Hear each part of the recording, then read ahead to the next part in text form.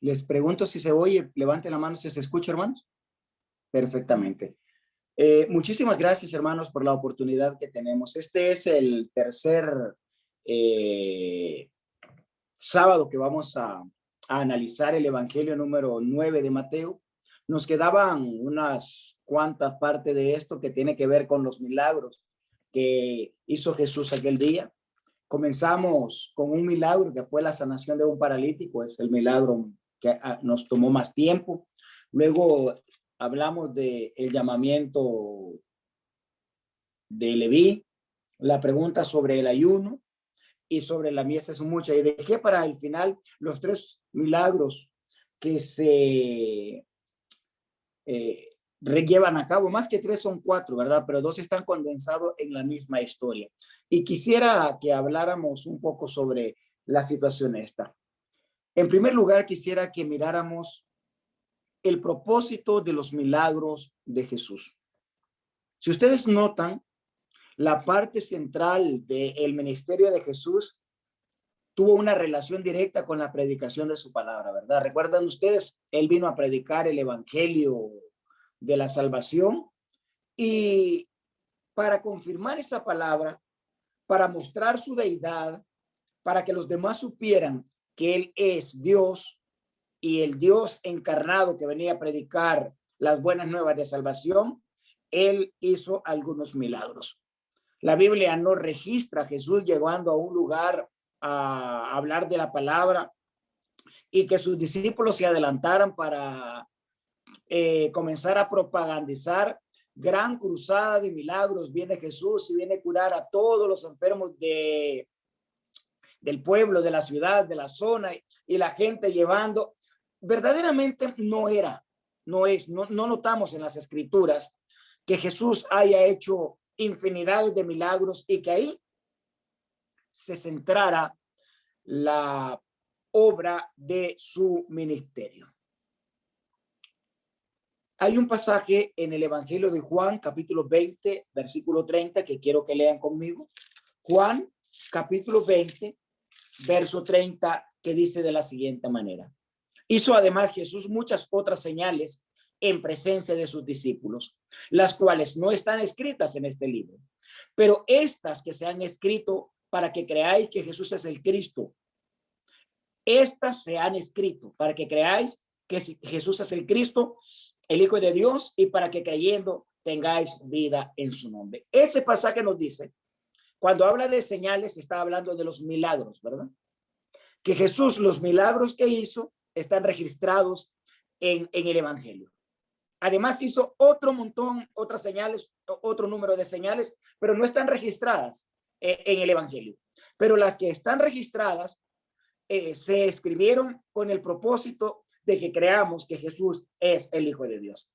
Entonces, esto nos ayuda a contrarrestar la idea errónea de los sanadores modernos, de los milagreros actuales, que al hacer milagros ya no tienen la razón por la que Jesús hizo milagros. La razón por la que Jesús hizo milagro es para que quedaran registrados. Hizo señales y esas señales, las que se registraron, se quedaron registradas para que al leer esas señales creamos que Jesús es el Hijo de Dios. Pero si ya están esas señales, que son las que nos llevan a creer en la deidad de Jesús, entonces los milagros de hoy, ¿qué razón, qué propósito tendrían? No tendrían ningún propósito, porque para creer en Jesús hay que leer la escritura y las señales que están en las escrituras son las que evidencian la deidad de nuestro Señor Jesucristo. Les dije que vamos a mirar Mateo y vamos a comenzar leyendo del verso 18 hasta el verso 26. No lo vamos a leer todo, vamos a leer algunos versículos porque con toda seguridad el tiempo no nos alcanzaría para ver esto. Quiero comenzar con la joven, la adolescente que sanó Jesús, está en primer lugar. O más que todo comienza, luego se ve en el centro una curación de una mujer y luego termina con el milagro. Vamos a analizar un poquito algo sobre la mujer del flujo de sangre. Vamos a leer, por favor, Mateo capítulo 9 y vamos a leer verso 20. Y aquí una mujer enferma de flujo de sangre desde hacía 12 años se le acercó por detrás y tocó el borde de su manto, porque decía dentro de sí, si tocare solamente su manto, seré salva. Pero Jesús, volviéndose y mirándola, dijo, ten ánimo, hija, tu fe te ha salvado. Y la mujer fue salva desde aquella hora. Bueno, es una historia muy sui generis, muy típica. Esta mujer estaba poniéndose en riesgo de que la mataran si se daban cuenta que ella estaba tocando a alguien con un problema como el que ella tenía. Era un problema directamente relacionado con las mujeres. Era una mujer que tenía un problema femenino y tenía un descontrol en su ciclo. Y quiero decirles, mis amados hermanos, que esta mujer, dice el Evangelio de Marcos capítulo 5, donde se narra también la historia, nos da algunos detalles más sobre esta mujer. Marcos capítulo 5. Y vamos a leer, por favor, el versículo 27. Cuando oyó hablar de Jesús, vino por detrás entre la multitud y tocó su manto, porque decía, si tocare tan solo su manto, seré salva. Y enseguida la fuente de su sangre se secó y sintió el cuerpo que estaba sana de aquel azote. Luego Jesús, conociendo en sí mismo el poder que había salido de él, volviéndose a la multitud, dijo, ¿quién ha tocado mi vestido? Sus discípulos le dijeron, ¿ves que la multitud te aprieta y dice, qué mal, quién me ha tocado? Pero él miraba alrededor para ver quién había hecho eso. Entonces la mujer, temiendo y temblando, sabiendo lo que en ella había sido hecho, vino y se postró delante de él y le dijo toda la verdad. Y él le dijo, hija, tu fe te ha hecho salva. Ve en paz y quédate sana de tu azote. Era un azote la enfermedad de esta mujer. Tenía 12 años de estar enferma, había tenido un desgaste físico. Usted se imagina una mujer descontrolada, un desgaste económico. Había ido donde muchos doctores a ver qué podían hacer por ella. Había un desgaste social porque las enfermedades de ese tipo de naturaleza eran mal vistas y había un desgaste espiritual. La ley de Moisés prohibía que una mujer en su periodo, en su ciclo, pudiese salir a la calle, pudiese tocar a alguien, y no tan como esta mujer, en un rasgo, en un signo de desesperación, pudiendo ella ser muerta, pudiendo ella ser apedreada, va y sabe que en Jesús está la respuesta. Me llama la atención porque esta mujer ha oído de Jesús y tiene una actitud que nos debe de llamar la atención. Mire lo que dice, por favor, el verso 21. Porque decía dentro de sí, si tocare solamente su manto, seré salva. Ese es un tipo de fe que necesitamos tener nosotros los creyentes en la actualidad.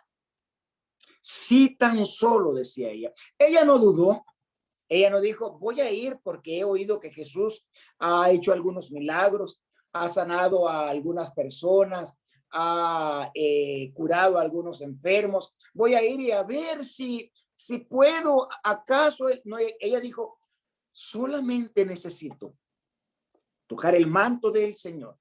Ese manto es aquel manto que se ponía en la cabeza para orar, que caía hasta abajo, ¿verdad? Y servía para taparse la cabeza y caía hasta abajo. Algunos le ponían abajo algunas algunos flecos, algunas cosas así. Es donde fue la mujer y toca a Jesús.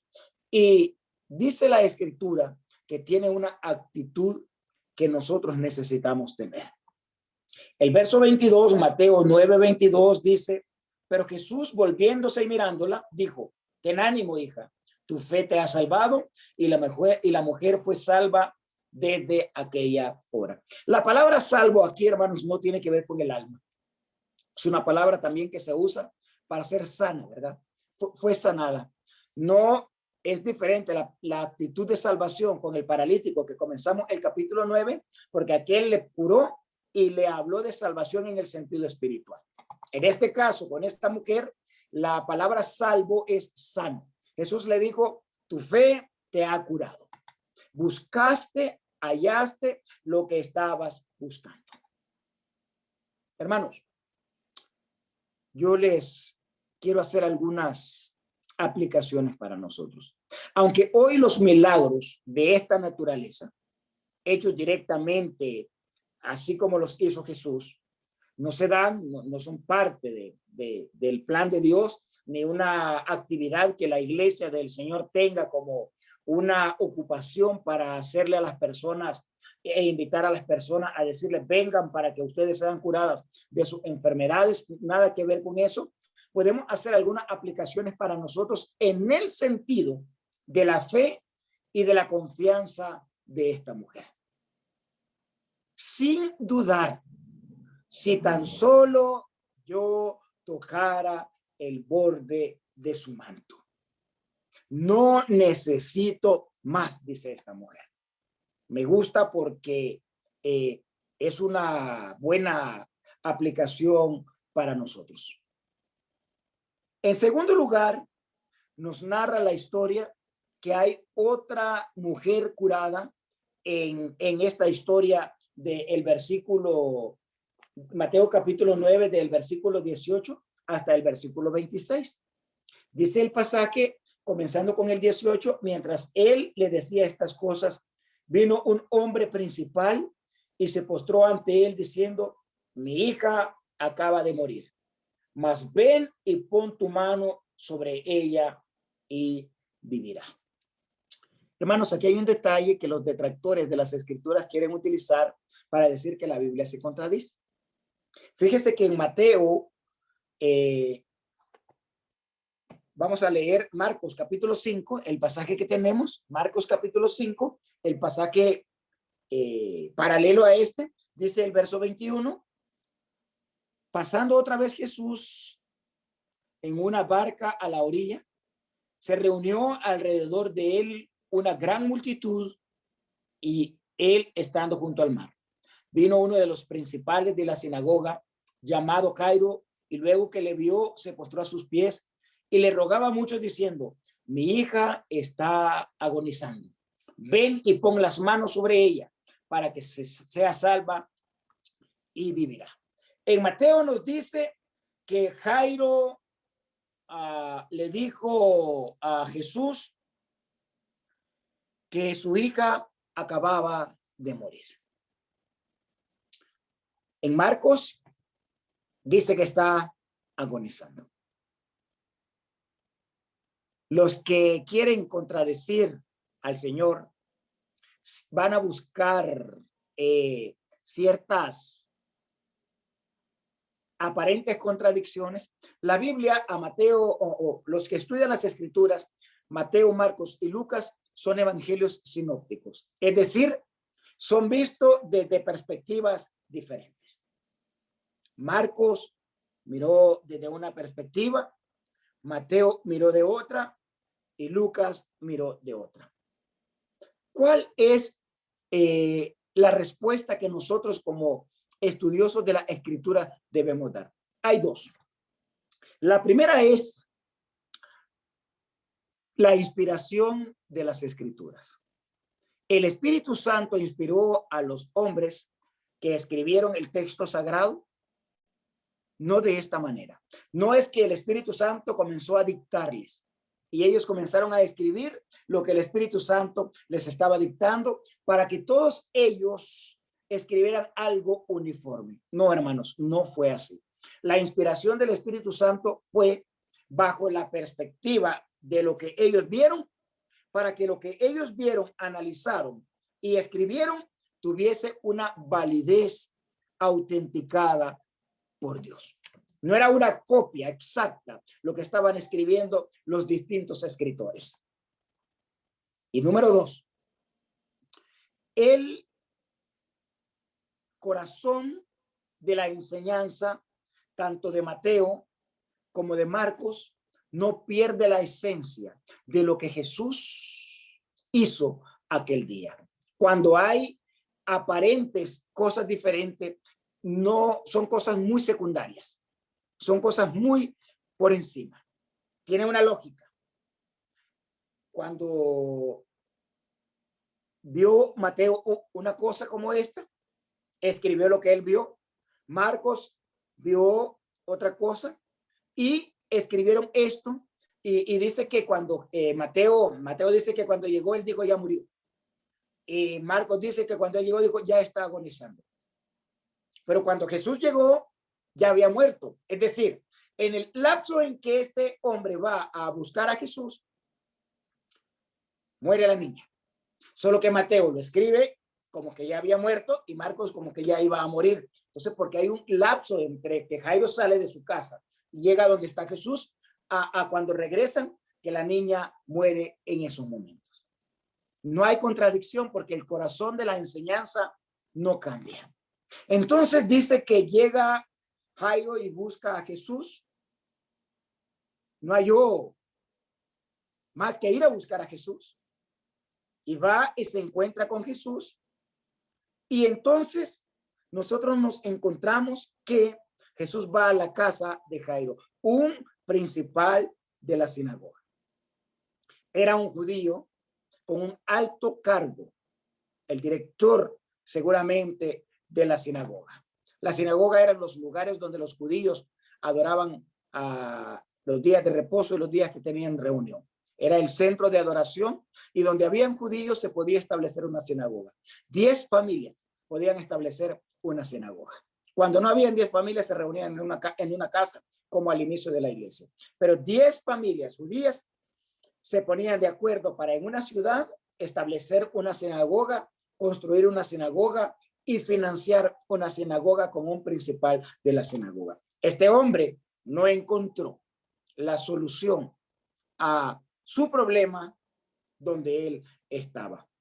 Algunos estudiosos quieren hacer un paralelismo de que la hija de Jairo es la ley que está muriendo y Jesús ahora reviviendo un nuevo pacto, pero es muy antojadiza la interpretación. Yo se los digo nada más como una fuente de información, porque algunos quieren sacar algún paralelismo. Pero la idea principal es que Jesús quiere aprovechar su deidad, quiere enseñar, quiere que la gente vea que en él es la solución.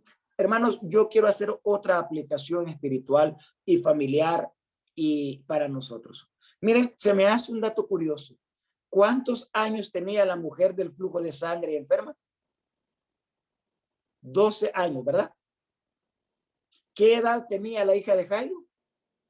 12 años. Es decir, el día o el año que la mujer estaba enfermándose de su problema, ese año estaba naciendo la hija de Jairo. Y el día que fue curada esta mujer con el flujo de sangre, ese día también fue resucitada la hija de Jairo. 12 es el número que queda. Claro, no es un número cabalístico ni nada que se le parezca, solamente es un pequeño detalle de que les digo. Y vean la otra cosa que quiero aplicar, hermanos, a esto. ¿Cuántos tenemos hijos, hermanos, que estamos en esta plataforma? Sí, ¿verdad? Yo tengo 3 hijos con hijas, ¿verdad? Tengo una de 19, una de 14 y uno de 6. Hermanos, ¿sabe qué podemos sacar de ahí? Jairo llevó a Jesús a donde estaba su hija. Él, para que Jesús la resucitara. Hoy nosotros necesitamos llevar a Jesús a nuestros hijos. Hay un gran problema en la hermandad en los días de hoy. Yo no sé si con ustedes pasa, pero aquí con nosotros está pasando. Los hijos de los hermanos no están convirtiéndose en cristianos. Antes uno decía, bueno, a lo mejor nadie se convierte de los que están alrededor mío, ¿verdad? A lo mejor nadie se convierte. Pero yo sé que de perdida mis hijos sí se van a convertir. Antes era un hecho ya, como dicen en el deporte de foul, ya era cantado, ya era garantía. Pero hoy, mis amados hermanos, algo está pasando en nosotros como padres de familia, que nuestros hijos están muriendo en el pecado, muriendo en el vicio, muriendo en la apatía espiritual, muriendo como esta niña, muertos en el pecado. ¿Sabe por qué? Porque posiblemente nosotros como padres no hemos llevado a Jesús a nuestra casa, a que Jesús se encuentre con nuestros hijos y nuestros hijos se encuentren con Jesús. Y ahí están los resultados. Jóvenes alejados de Dios. Ahí se quedan en las casas y nosotros vamos a adorar, y los hijos ahí se quedan en las casas. Necesitamos ser más imperativos en este sentido, hermano. Jairo sabía que la solución para su muchachilla de 12 años, para su hija, era que Jesús llegara e hiciera. Miren lo que dice que hizo Jesús. Vamos a ir, por favor, Mateo capítulo 9, y vamos a leer a 23. Al entrar Jesús en la casa del principal, viendo a los que tocaban flautas y a la gente que hacía alboroto, les dijo: apartaos, porque la niña no está muerta, sino duerme. Y se burlaban de él. Había una costumbre que hoy nosotros no la tenemos, y es que en las velas, en los velorios, se tocaba flauta, hermano. Era un sinónimo de que estaba de luto la familia. Cuando Jesús llega, ya está ahí preparándose el velorio. Algunos están tocando flauta, otros están gritando, porque había gente que se dedicaba, plañideras, gente que se dedicaba a llorar, eran lloradores profesionales, ¿verdad? Lloraban ahí para demostrar que había una gran tristeza porque se había muerto alguien. Era una costumbre que nosotros hoy no tenemos. Llega Jesús, y entonces Jesús dice a las personas, no está muerta. Y la gente dice, sí está muerta. Jesús dice, no está muerta. Saca a las personas, entra con sus padres. Vamos a ir al texto paralelo de Marcos capítulo 5, por favor. 40. Y se burlaban de él, mas él, echando fuera a todos, tomó al padre y a la madre de la niña y los que estaban con él, y entró donde estaba la niña. Y tomando la mano de la niña, le dijo: Talita cumi, que traducido es: niña, a ti, a ti te digo, levántate. Luego la niña se levantó y andaba, pues tenía 12 años, y se espantaron grandemente. Este es el segundo milagro que en el lapso entre que lo llega a buscar a Jairo y en el que llega a la casa de Jairo, Jesús hace 2 milagros. Y el tercer milagro está en el capítulo 9, el tercer milagro, capítulo 9, verso 27. Después Jesús pasando Jesús de ahí, le siguieron 2 ciegos dando voces y diciendo: ten misericordia de nosotros, hijo de David. Y llegó a la casa, y llegando a la casa vinieron a él los ciegos, y Jesús les dijo: ¿creéis que puedo hacer esto? Ellos dijeron: sí, Señor. Entonces le tocó sus ojos diciendo: conforme a vuestra fe os sea hecho. Y los ojos de ellos fueron abiertos, y Jesús les encargó rigurosamente diciendo: mirad que nadie lo sepa. Pero saliendo ellos, divulgaron la fama de él por toda la tierra. Mientras salían ellos, y aquí le trajeron un mudo endemoniado. Echando fuera al demonio, el mudo hablaba y la gente se maravillaba y decía, nunca se ha visto cosa semejante en Israel. Pero los fariseos decían, por el príncipe de los demonios echa fuera a los demonios. Hermanos, quiero la cuestión de los ciegos. Lo van siguiendo por el camino, van insistentes, van detrás de él y hasta que Jesús, logran que Jesús les sane la vista. Hay un detalle ahí que ellos sabían quién era Jesús.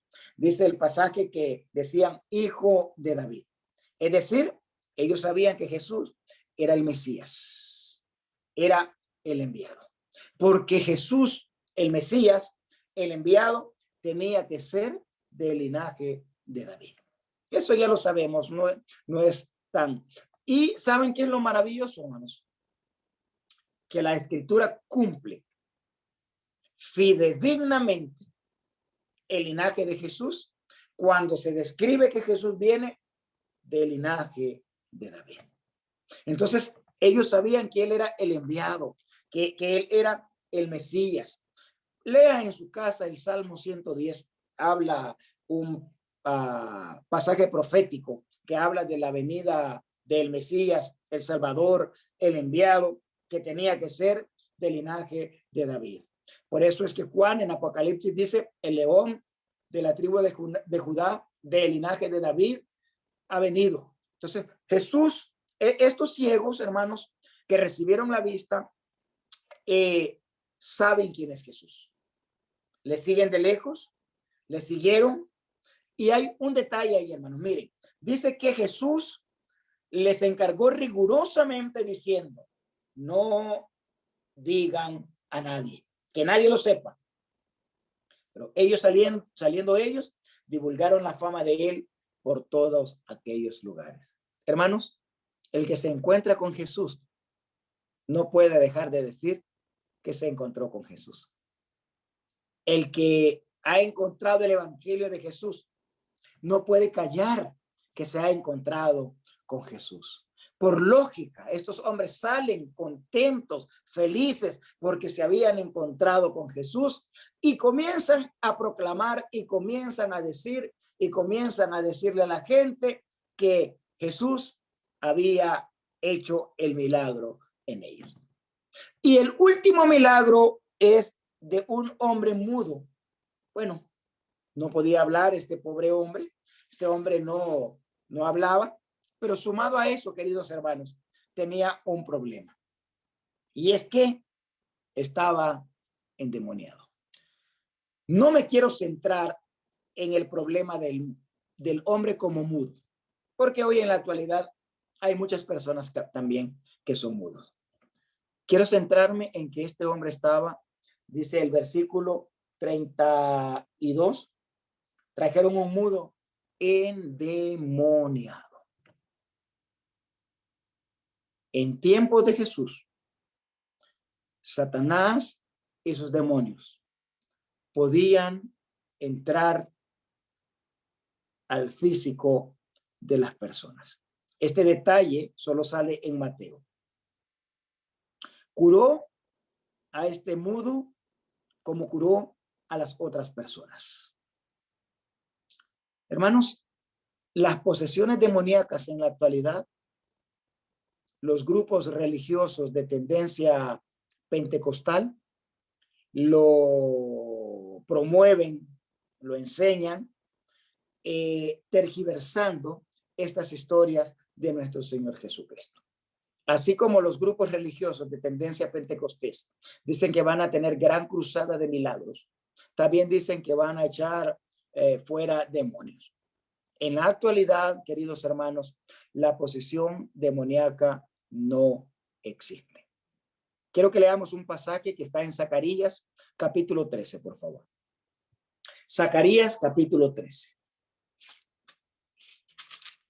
Por favor, lea conmigo el versículo 1 y el versículo 2. Zacarías 13, 1 y 2. Leemos. En aquel tiempo habrá un manantial abierto para la casa de David y para los habitantes de Jerusalén, para la purificación del pecado y la inmundicia. Verso 2. En aquel día, dice Jehová de los ejércitos, quitaré de la tierra los nombres de las imágenes y nunca más serán recordados, y también haré cortar de la tierra de los profetas y el espíritu de inmundicia. Este es un pasaje profético. Aquel día dice que va a haber un manantial abierto. Obviamente está refiriéndose al sacrificio de Cristo Jesús, a la sangre de Cristo Jesús que fue a la cruz del Calvario para perdón de nuestros pecados. Ese manantial abierto para la casa de David, para los habitantes de Jerusalén, para la purificación, ese manantial abierto iba a tener varias cosas que iba a pasar.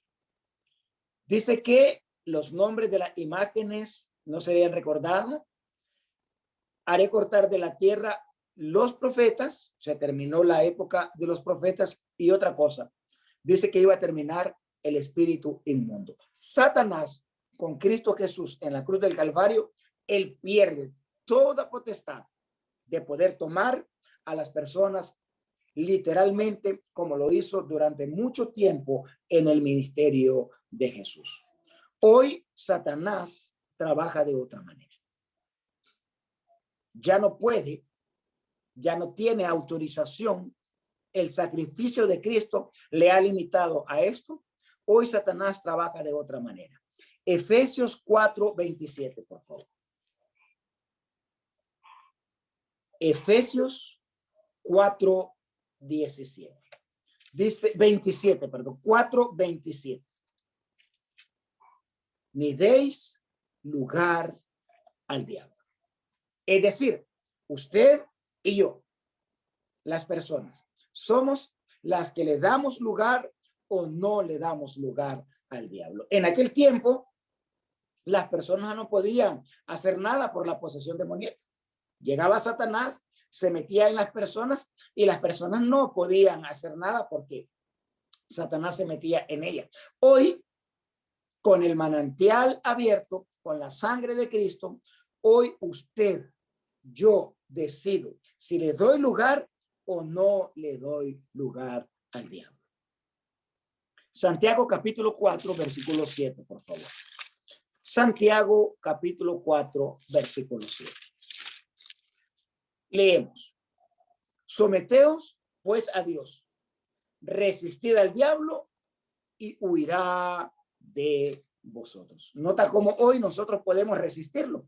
En aquel tiempo las personas no podían resistir a los demonios, se metía y no estaba en manos de ellos. Hoy nosotros podemos resistir al diablo. Hoy usted puede resistir. Aquella gente no podía. Por eso es que el manantial abierto de la sangre de Jesús ha limitado el accionar de Satanás. Pero eso no significa que Satanás no siga trabajando. Eso no significa que Satanás no siga queriendo cumplir su propósito. Hermanos, Satanás sabe cuál es su final. El final de Satanás es condenación eterna. Hay un lugar a la que la Biblia llama el infierno, el lago de fuego, que el propósito original por el que Dios creó ese lugar es para enviar a Satanás y sus ángeles. Él sabe que él tiene un final horrible. Él tiene un final espantoso. Por tal razón, él no se quiere ir solo. Él quiere llevarse a la mayor cantidad de gente posible y trabaja por medio de las tentaciones. Miren, Dios es todopoderoso. Satanás es poderoso. Él conoce nuestras debilidades, nuestras tentaciones, nuestras flaquezas y utiliza el pecado que hay a nuestro alrededor para tendernos las tentaciones. Pero ¿sabe qué? De usted depende si cae en ella o no cae en ella. A diferencia antes del sacrificio de Jesús, donde las personas no podían decidir ni hacer nada a la posesión demoníaca. El sacrificio de Cristo vino a quitar eso. Regresamos a Mateo capítulo 9, por favor. la parte del verso 34 dice, pero los fariseos decían, por el príncipe de los demonios, echa fuera demonio. Qué blasfemia más grande. Hay una parte que Jesús le dice que un reino dividido no puede prevalecer, porque si Satanás echa fuera a los demonios por Satanás, no tiene sentido. Pero ¿saben qué, mis amados hermanos? La incredulidad, la blasfemia, el mal pensar de estos hombres que conociendo la escritura, que conociendo las profecías, que conociendo, miren, los ciegos detectaron que Jesús era el Mesías. Los líderes religiosos, doctores de la ley, que conocían la ley, ellos no detectaron al Mesías. ¿No les parece algo contradictorio? Aquellos hombres supieron que era el hijo de David y estos dicen, no, por Satanás, por Belcebú, por el príncipe de los demonios, él echa los demonios. Qué triste cómo esta gente desaprovechó la oportunidad ante la evidencia de Jesús por estas obras milagrosas, ante lo que ellos vieron, palparon, vieron, lo miraron, no se lo contaron. Ellos no aprovecharon esa oportunidad. Lo vieron personalmente, mis amados hermanos. Marcos capítulo 12, versículo 10. Marcos capítulo 12, versículo 10. Ni aún esta escritura habéis leído. La piedra que desecharon los edificadores ha venido a ser cabeza del ángulo. Verso 9. ¿Qué pues hará el Señor de la viña? Vendrá y destruirá a los labradores y dará su viña a otro. ¿Saben ustedes que la destrucción de Jerusalén fue el pago y la causa y las consecuencias por la que esta gente fue destruida? Por la que esta gente pagó el costo. Porque tuvieron al Mesías, al Hijo de Dios, al Dios encarnado, viendo sus obras, viendo sus milagros. Juan dice, y vimos su gloria, gloria como la del unigénito del Padre, lleno de gracia y de verdad. Esta gente también lo vio, en menor escala que los apóstoles, pero lo vieron porque fue algo público. Pero ¿qué pasó? Blasfemaron y no aceptaron al Mesías. Hermanos queridos, el que no acepta a Jesús, el que rechaza a Jesús, el que blasfema a Jesús, tiene un final igual que el de Satanás. Tal vez hay algo más que decir sobre esto, y es decir que dice que la mies es mucha, la parte final, que ya lo vimos, y los obreros son pocos, y me quedaría con eso como conclusión. Pidamos al Señor de la mies que mande obreros a su mies. Hermanos, muchísimas gracias por su fina atención. Que Dios les bendiga, y si hay preguntas o comentarios, son bien recibidos. Dios les bendiga.